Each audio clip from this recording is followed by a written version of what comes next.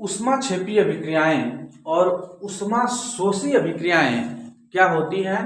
तो सबसे पहले ऊष्माक्षेपी अभिक्रियाएं, जिसको इंडोथर्मिक रिएक्शन के नाम से जानते हैं, या इंग्लिश में इसको एक्सोथर्मिक रिएक्शन कहते हैं। ठीक है, वे अभिक्रियाएं, वे रासायनिक अभिक्रियाएं जिनके फलस्वरूप ऊष्मा का उत्सर्जन होता है। किसका उत्सर्जन होता है?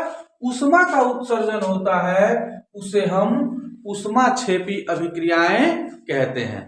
ठीक है, एक बार फिर देखिए, वे रासायनिक अभिक्रियाएं जिनके फलस्वरूप ऊष्मा का उत्सर्जन होता है, ऊष्माक्षेपी अभिक्रिया कहलाती है। ठीक है, जैसे कार्बन को जब हम वायु में जलाते हैं तो कार्बन डाइऑक्साइड बनती है। ठीक है, तथा ऊष्माक्षेपी ऊष्मा क्या होती है? उत्पन्न होती है। ठीक है, जब कार्बन को क्या करते हैं? वायु में जलाते हैं तो कार्बन डाइऑक्साइड बनता है और ऊष्मा क्या होता है?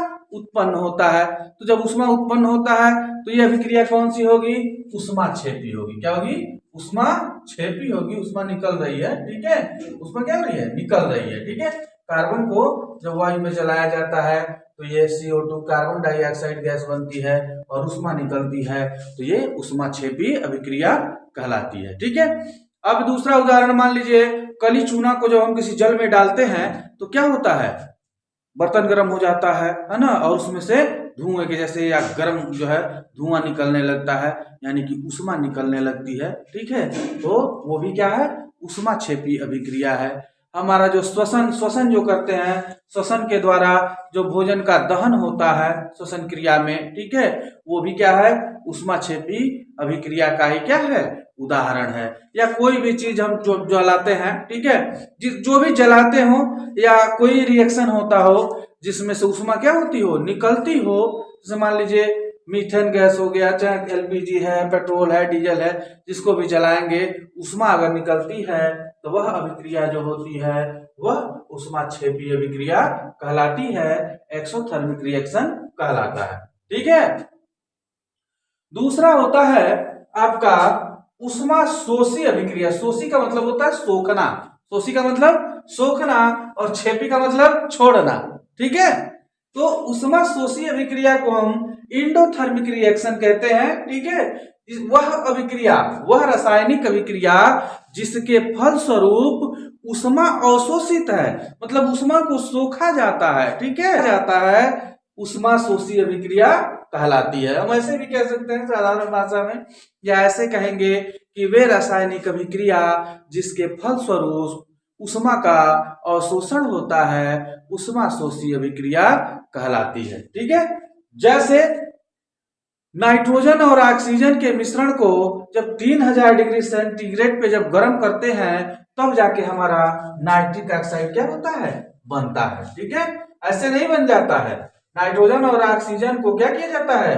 3000 डिग्री सेंटीग्रेड, 3000 डिग्री सेंटीग्रेड पे जब गर्म करते हैं तब हमारा नाइट्रिक ऑक्साइड बनता है। ठीक है, साधारण तौर पे जो लोग किसान हैं उनको मैं बता दूं, जब आप यूरिया लेते हैं ना, यूरिया में क्या होता है? नाइट्रोजन होता है, आपको पता है। तो जब यूरिया को हम क्या करते हैं? पानी में घोलते हैं तो पानी में क्या होता है? अरे पानी H2O सूत्र होता है ना, हाइड्रोजन और ऑक्सीजन से मिलके बना रहता है। तो जब आप यूरिया को उसमें घोलिएगा तो आप देखिएगा उसमें एक रिएक्शन होता है। पानी नॉर्मल होगा, जब उसमें यूरिया आप डालिएगा तो क्या होगा? आपको ऐसा प्रतीत होगा कि पानी जो है थोड़ा सा क्या हो गया है? ठंडा हो गया है। ठीक है, तो यह अभिक्रिया जो होती है यह भी क्या है? ऊष्माशोषी होती है, क्योंकि इसमें ऊष्मा को क्या किया जाता है? सोखा जाता है। ठीक है, तो अगर दैनिक जीवन में आप देखिएगा, वह कोई भी अभिक्रिया जब होती है उसमें से ऊष्मा निकलता है, गर्म हो जाता है, तो समझिएगा कि ऊष्माक्षेपी है, मतलब ऊष्मा निकल रही है। और वह अभिक्रिया जिसमें आपको लगे कि यह थोड़ा सा और ठंडा हो गया है, ठंडा हो रहा है, तो समझिएगा कि यह ऊष्माशोषी अभिक्रिया है। ठीक है, क्लियर हो गया? ऊष्माक्षेपी अभिक्रिया और ऊष्माशोषी अभिक्रिया।